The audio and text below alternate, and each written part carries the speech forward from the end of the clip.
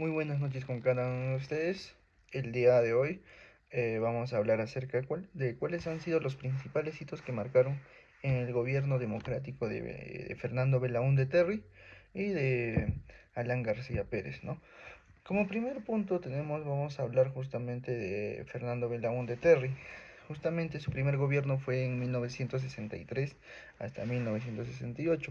Esto comenzó con la reforma agraria, iniciando con el gobierno de Belaúnde Terry, aunque ha sido muy limitada y muy cuestionada justamente cuando se dio el inicio de esta política. La restribución de las tierras, que fue un antecedente muy importante antes de su reforma radical de Juan Velasco Alvarado. Tenemos acá como segundo punto la construcción de la infraestructura. Acá se impulsó uno de los proyectos de carreteras, la carretera marginal de la selva, o también conocido como el lema la conquista del Perú por los peruanos.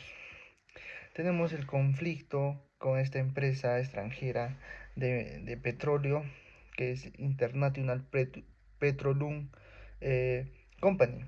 Este contrato con esta empresa extranjera y fue también una controversia por el acta de Talara. Esto justamente ha sido duramente cuestionado y y también por los gobiernos de Juan Velasco Alvarado en ese momento, fue usado como un pretexto para hacer justamente este golpe de Estado en 1968.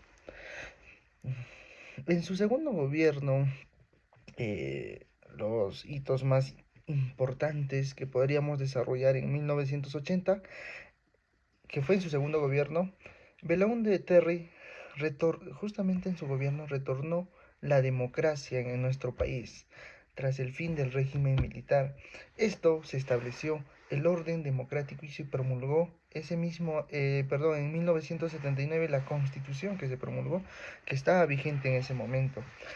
Al inicio del conflicto armado, también tenemos uno de los problemas en ese año, dándose por primera vez uno de los inicios del conflicto interno en 1980.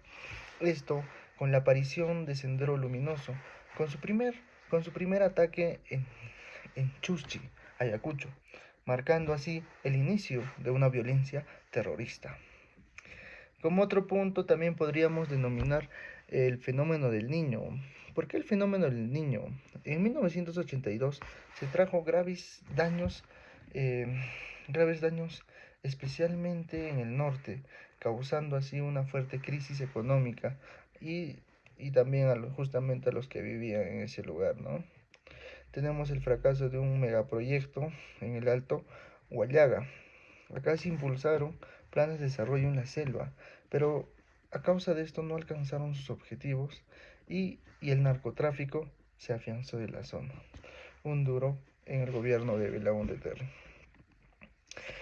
Como segundo punto tenemos el, el gobierno de Alan García. Este gobierno de Alan García en 1985 fue duramente cuestionado justamente como todos ya conocemos, y aparte de ello, fue uno de los presidentes más jóvenes en asumir el cargo presidencial. Como primer punto tenemos una política económica heterodoxa. ¿Por qué decimos heterodoxa? Aquí aplicó un modelo de control de precios y el tipo de cambio, así como el tope del 10% que se realizó en ese año al pago de la deuda externa. Y justamente a consecuencia de ello se aisló al Perú de la comunidad financiera internacional. Y a producto de ello, como segundo punto, tenemos lo que es la hiperinflación. Este modelo económico colapsó hacia 1988 a 1989, generando justamente la hiperinflación, que superó el 7.00%, afectando gravemente a la población. Y luego de ello, continuaron con la hiperinflación que teníamos, los conflictos económicos y la deuda externa de nuestro país, aprovechando justamente en ese momento el incremento de la violencia interna por el mismo Sendero Luminoso y también por el MRTA. Acá se intensificó más a profundidad lo que es la violencia. Se cometieron violaciones justamente a los derechos humanos, como las matanzas de Acomarca y de El Frontón. Y a consecuencia de ello tenemos lo que es la crisis institucional. En su gobierno de Alan García se debilitó gravemente la confianza de los partidos políticos y el Estado, lo que abrió justamente el camino del surgimiento del populismo a causa de la del populismo autoritario por Fujimori en 1990. Y así terminando el gobierno de, de Alan García. En su segundo gobierno, en el 2006 de Alan García hasta el 2011, acá ya también tenemos un crecimiento económico más sostenido. El Perú ya también experimentó un crecimiento económico importante que ha impulsado muchos de los proyectos y las políticas. Acá también tenemos como segundo hito principal que es el Tratado de Libre Comercio con Estados Unidos. Acá se firmó y se ratificó el libre tratado de comercio con Estados Unidos, que lo que consolidó a una apertura económica. También los conflictos sociales de Bagua, la matanza de Bagua en 1909, en un contexto de protestas amazónicas contra decretos legislativos relacionados justamente a este tratado de libre comercio que dejó una grave crisis política, ¿no? Y decenas de muertes. Y por otro lado ya tenemos lo que son los casos de corrupción, ¿no? Por el presidente, que ya también se dieron posteriormente a ello y ya sabemos cómo terminó eso. Y para finalizar voy a dar una reflexión crítica en ambos gobiernos según mi punto de vista.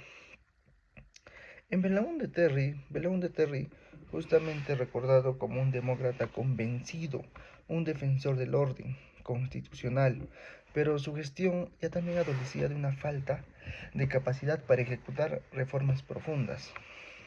Su visión desarrollista e integracionalista, como obras de carreteras, marginal, fue ambiciosa, aunque muchas veces de ellas desconocía las realidades de sus locales.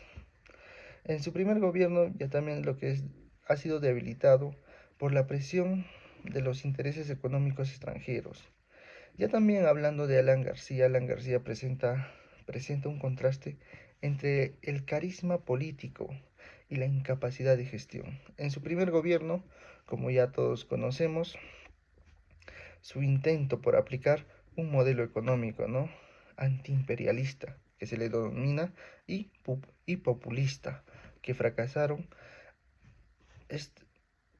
bajamente, ¿no? Sumiendo al país en las peores crisis financieras que tuvo el Perú en su historia. A ello también se sumaron graves violaciones a los derechos humanos y su manejo autoritario a la lucha contra la subversión.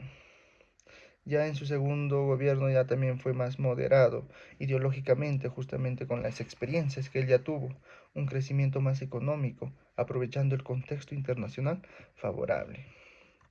Bueno, como podemos ver en ambos gobiernos, evidencian que la democracia en el Perú ha sido una de las formas o el acceso justamente para llegar al gobierno de un que es que hace que la transformación del país sea más fructífero, que es la democracia, la participación justamente de los ciudadanos, el voto, los distintos, los distintas, las distintas formas de poder gobernar justamente a nuestro país. Pero ¿qué fue lo que debilitaron justamente en estos dos gobiernos? Fueron esas diferentes ideologías que se terminaron de consumir en ellos. Fue un estado donde cada uno de ellos realizaron un gobierno más inclusivo, pero, pero también tenemos que decir que ha sido una falta de una visión larga a ese gobierno que ambos trataban de realizar. Bueno, eso sería todo. Gracias.